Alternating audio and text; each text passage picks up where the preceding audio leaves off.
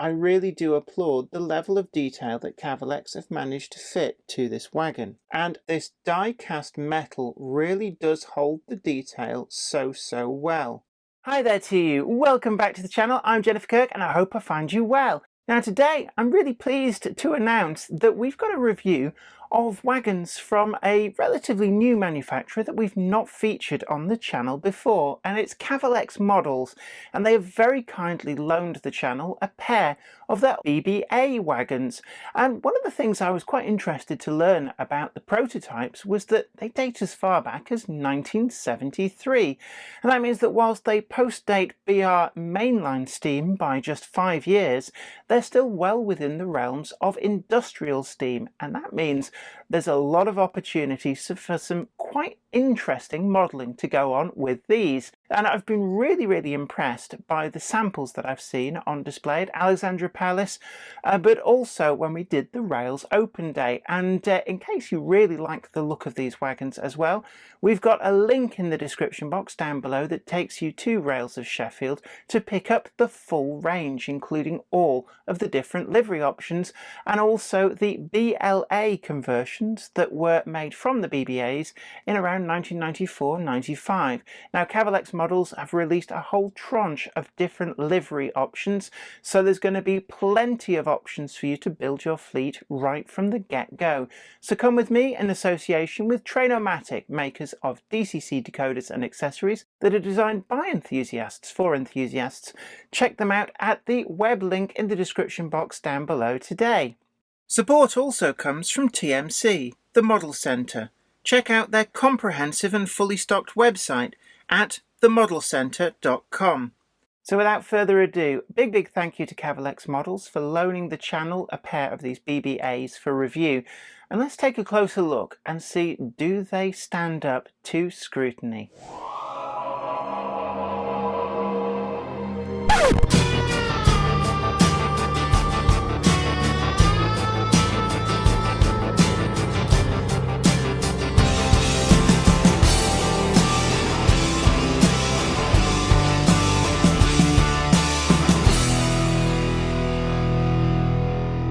Cavalex Models are a relative newcomer to the UK modelling scene, but with their eye-catching orange boxes, it's very hard to miss this new manufacturer, and certainly their new releases and announcements have caused quite a splash.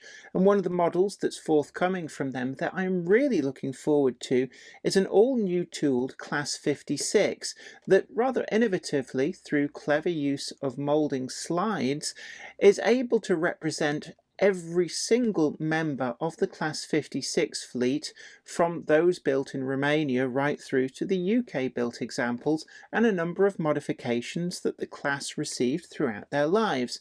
But that's not the subject of today's review.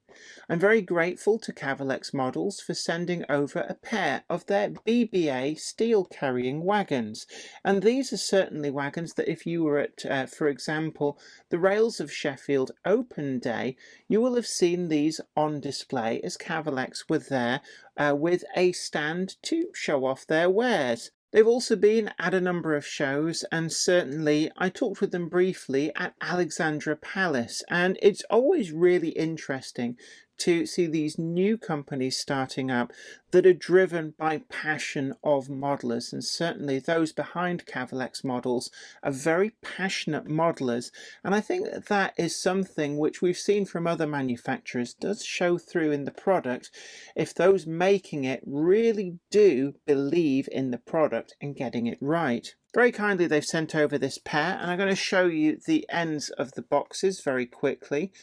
So we've got here a BBA wagon in rail freight black livery as number 910386, and then the second wagon is the same livery but wagon running number 910034. The prototype BBAs actually came about in 1973, and it's very easy to think of air braked wagons as being relative newcomers to the model railway scene, but these are coming barely 5 years after the end of steam traction in the UK, so actually these really do go back a long way. As a refinement of the slightly earlier OAA steel carrying wagons, these were around 10 feet longer and had a slightly reduced carrying capacity, but they were incredibly successful. The earlier examples were delivered in the rail freight brown and wouldn't have looked out of place mixed in with an awful lot of the vacuum braked wagons in marshalling yards. However, they were not vacuum piped and were intended to work in block trains, which they did, mixed in with some of the BAA steel carriers too. And they worked in this capacity right through and into the privatisation era. Later on, between 1994 and 1995, a number of the wagons were modified and recoded as BLA, losing the ends and gaining steel coil cradles in the process, and these wagons are also available through Cavalex models. Inside the packaging we do have a huge assortment of extra detailing parts, and these are principally the brake gear for going at either end, and we've also got what appears to be a spare coupling in here too, and also the stanchions as well. And if you're wondering where all of this goes, each of the wagons does come with this handy guide to how the detailing can be added, and you can see here we've got the additional detailing on the end for the coupling, brake parts, handrails, and we've also got a blank for the NEM pocket, which is important just to neaten things up if you're going down the route of alternative couplings. Stanchions too are very delicate and just be fitted in the holes already in the bed of the wagon. There isn't any information on the history of these wagons, although that is quite easy to find online. The wagons themselves are especially weighty, and I'm really impressed with the detail that they've managed to get in the floor of this wagon, and certainly it's something that really did attract my eye when I saw these in the flesh at Alexandra Palace and also at the Rails of Sheffield Open Day. The model features an awful lot of metal in the construction, and this provides ballast weight as well as holding a lot of detail and strength, and it really is a clever way of constructing these wagons to make sure that they are weighty enough to run well, but at the same time that weight isn't obtrusive. So you can see here all of the girder lengths that the wagon is constructed from make great use of the injection molded metal to be able to build up that weight. Across the top we've got this completely see-through mesh, and if I hold this right up to the camera you can see there the level of detail, and this really does bring the wagon to the fore. When it's running on the track you can actually see the sleepers, the track, point work, all passing underneath the wagon, just like you would if you stood on a bridge and looked down on the prototypes as they passed through. And certainly this level of detail is incredible, making great use of the materials to give us that fine mesh and all of those holes which on the real wagon I expect were down to be able to reduce its tear weight without actually compromising its strength. You can see on the sides here we've got the little holes for the stanchions, and I'm going to have a go at actually fitting some of these. Certainly it's not something that I usually do with wagons when I'm doing the reviews, but with these I think that this will certainly improve the look. One of the things that immediately strikes me is that these stanchions are not molded plastic. These are made from metal, and it means that they are particularly robust, and they do hold their shape. Certainly with a lot of other manufacturers' bolster type wagons, the stanchions we get are moulded in plastic and are very prone to getting snapped or broken, but on these it's just a simple case of breaking them free and then finding the right hole and just pushing them into place. Just be a little bit careful. Don't just push down on the spike, because being metal, they are probably a lot more resilient than your fingers are. But these, they just slide into place, and you can feel that they're a good push fit. They're not going to break free and certainly don't need any glue. So I'm going to go ahead now and just fit the rest of the stanchions on this wagon. The stanchions, as you can see, are pretty easy to fit and certainly improve the look of the wagon. And being that these are made of metal, they are pretty durable. One thing I would say is you get exactly the number you need. There's no spares, and it might be a little bit easy to accidentally lose one of these, but don't worry, because these wagons would gain a little bit of damage in use, and it wasn't unusual to find them missing one or two stanchions. And certainly if you're going to be weathering up one of these wagons, then do consider just bending some of these, because they did acquire some quite jaunty angles. The bogies on these wagons have got really good representation of the construction there. We've got a lot of metal in these. In fact, I suspect that there is very little to no plastic involved whatsoever. It very much feels like a high quality product. And one thing I want to show you that I've spotted in here is you can see the brake pads on the disc on the faces in situ. The wheels fit so neatly in between. I also like that these wheel faces are picked out in this sort of gunmetal-y silver colour, so that the brakes really do stand out. Even the back faces of the wheels also contain that brake pad assembly, and again you can see that the brake pads themselves match up to the faces of the wheels. The detailing pack also includes some additional brake clasps, and I suspect that these are for P4 and EM modelers that allow the additional width of wheels to be added and the brake clasps to be refitted from the detail pack quickly and easily. The buffers are fully sprung, and they've got these prototypical slightly rounded rectangular buffer faces, and they've got that characteristic curve to the fronts which really do look good. The rest of the buffer beams are fairly Spartan, but you can see on there we've got the holes for adding some of those separate detail parts, but do bear in mind that you will have to lose the slimline tension lock coupling if you're looking to fit these.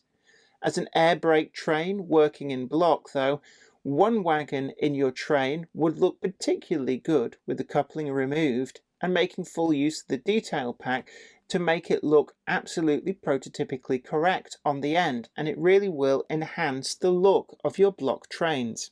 The livery application on these wagons is really nice.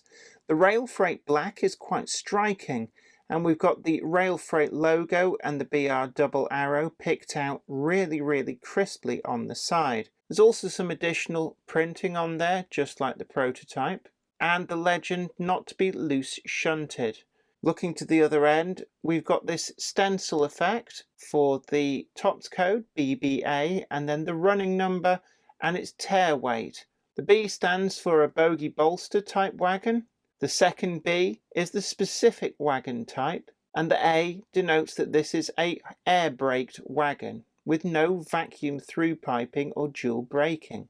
Additional detail on the chassis you can see there, really crisp and clean, and it's something that this die cast metal really does hold the detail so well. The mesh finish through the top of the wagon really does look superb, and the eye is continually drawn back to it. It also allows you to see all of that brake detail underneath with perfect clarity, just like on the prototype. And this is one of those wagons where this super detailed underside actually is something that you can see when the wagon is running, and I really do applaud the level of detail that Cavalex have managed to fit to this wagon. The piping is prototypically correct and fed around underneath the wagon. The maker's mark is pretty subtle underneath, and you can just see it there, Cavalex models moulded into the bottom side of one of these beams that runs the length of the wagon. The rest of the brake detail there goes right underneath the bogies, which are held in place with a simple crosshead screw, and they do feature a good degree of travel too, for this wagon to be able to negotiate even twisting track and point work with greatest of ease. Couplings are fitted into NEM pockets and are slimline tension lock. Also got this really nice white handbrake wheel too. Looking to the second wagon that Cavalex have sent over, we've got all the same detail. Here, the main difference is that running number, again, perfectly recreated on that stencil type panel. And as a later build wagon to be delivered directly into the BR Rail Freight Black, we haven't got a lot of variation in the livery, but certainly it is a striking livery and will add colour to any layout, as well as being perfect for the later 70s right through until the early 90s, when some of these started to get rebuilt into the BLA type wagon. One of the things that has struck me about the second wagon is that we've got different type of buffers on these. You can see these circular ones quite different from those rectangular ones fitted to the other wagon, and I suspect that this is more down to the period in which these wagons were built rather than buffers getting replaced later in the wagon's life. Certainly this wagon has a much lower wagon number, and I suspect that this would be a repainted one of the original batch, whereas this wagon with its higher running number is one of the later built batches, which may well have been built and put into service directly in the Rail Freight Black livery. Either way, it really is nice to see some of the subtle detail differences being accommodated in this way. Cavalex are offering these in a choice of different liveries suitable from the earliest deliveries in that Rail Freight Bauxite Brown through the Rail Freight Black and onwards into the privatisation liveries as they got those coil cradles. If we want to fit the buffer beam end detail, which I do recommend for the final wagon in your train, it's quite easy to just pull out the slimline tension lock couplings and then turn to some of the detailing packs to be able to build up the prototypical detail for the final wagon in the train. These are quite durable parts, and just you can see in the end there, which is going to fit the buffer beam draw bar central into that slot, and it is a push fit. You don't need glue, it just pushes into place and is actually quite secure. Turning now to the brake hose.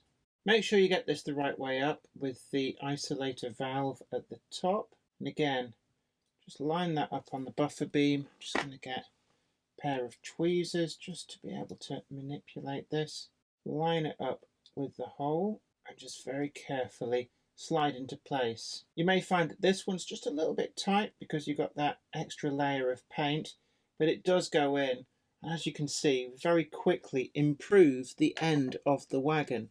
With the blank in place, the bogie just looks like it's supposed to, with no visible NEM pocket. The only part I'm struggling with is this step, and I can't just quite find where it pushes in on the underside, so I'm going to leave that be rather than struggle too much with that. You get enough in the detailing pack for both ends of the wagon, and as mentioned before, you get a full set of these brake pads to enable a P4 and EM conversion.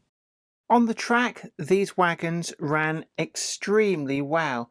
They handled the torture test track, which included twists, turns, point work and gradients of up to 5%, as well as the transition between level and up and down gradients. Given the length of these wagons, that's quite an impressive show. The weight of these wagons too cannot be underestimated in how well it improves the running, and even with no load whatsoever there's enough weight here for them to run really well around the layout. I wager that even a long train of these, mimicking the block trains in which they ran, would run with no issues whatsoever, and it's also the case that these were able to be propelled backwards through the same twists, turns, gradients and point work with no signs of risk of derailment. In terms of cost, you're looking at £45 per wagon, and you do get a lot of wagon for that money.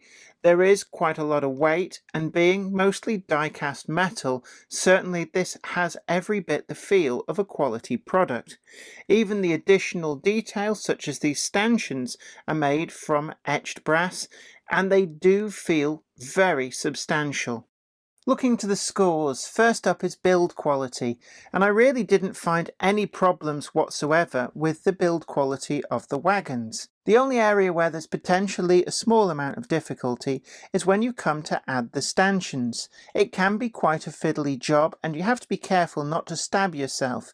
The stanchions, being made of brass, are quite strong and taper to quite a sharp point, so just one to be aware of.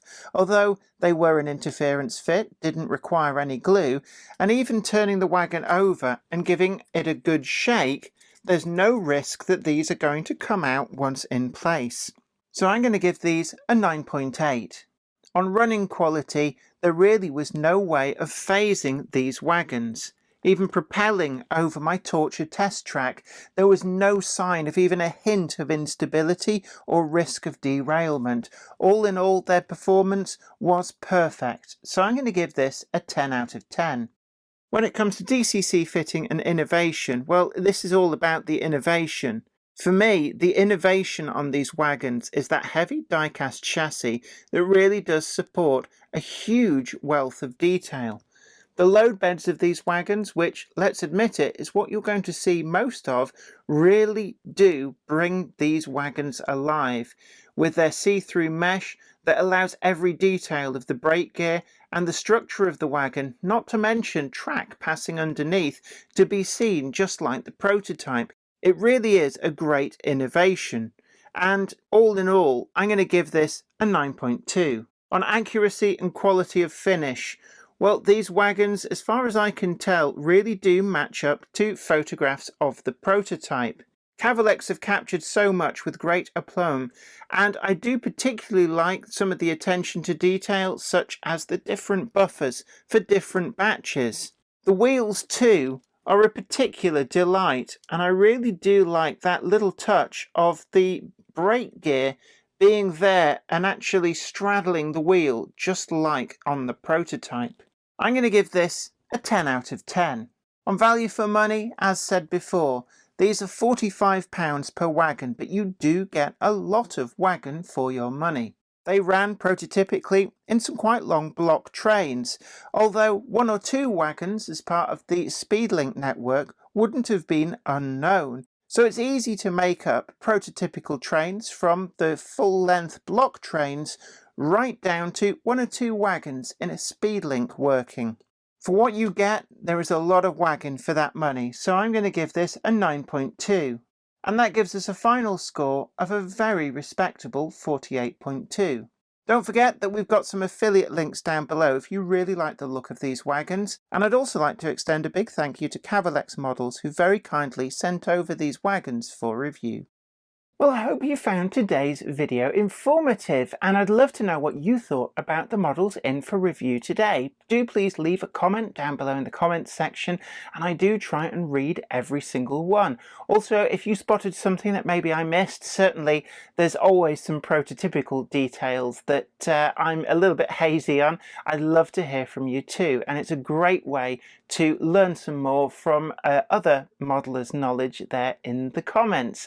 Don't forget to tickle that like button, share the video and subscribe too. And also we've got a link for the second exclusive Monday Club wagon, and you can check them out and order yours today, but do hurry, they are selling out incredibly quickly. You can also head on over to Patreon and help support the channel to make the videos that you want to see, and I'd love to hear from you with suggestions for what I could be doing for future videos too.